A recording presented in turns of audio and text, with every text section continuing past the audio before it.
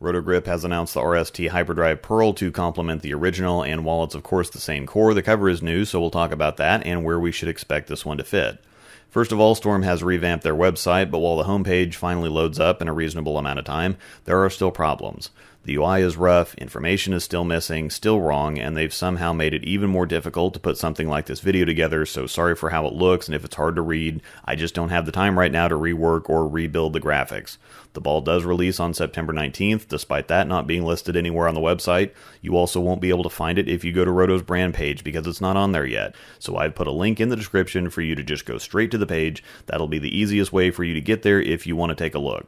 The Rotostar Tour Core Plus AI is back from the original HYPERDRIVE, 252RG, 055 differential, and an 017 int diff in 15 pounds, and yes, the differential value in 16 pounds is a typo, if you can even see it. It's actually 0.051, not 0.510.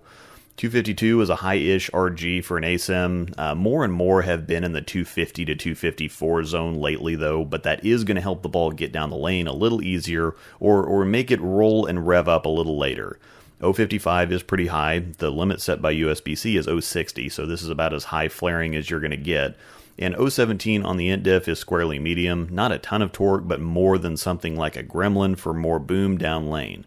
The cover is the new UR1 Pearl polished with Power Edge, so while the Gremlin has VR1, which is Versatile Response First Edition, this one is Ultra Response First Edition, and they do note, once again, that it is nano-free, so that creates a fair gap between the original HYPERDRIVE and this one, since the HYPERDRIVE uses Microtracks, which is a very strong 100% nano-load cover.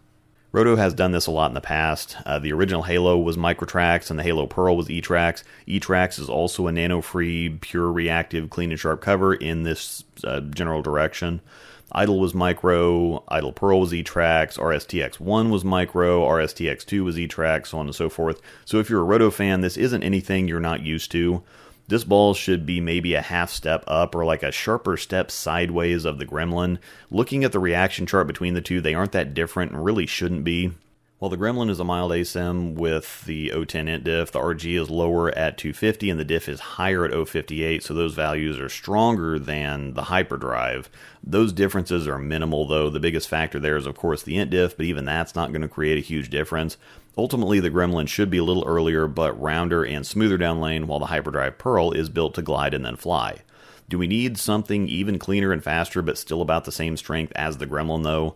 With the attention star still there, the Gremlin and this one, it just kind of seems like there's a lot of stuff on top of other stuff.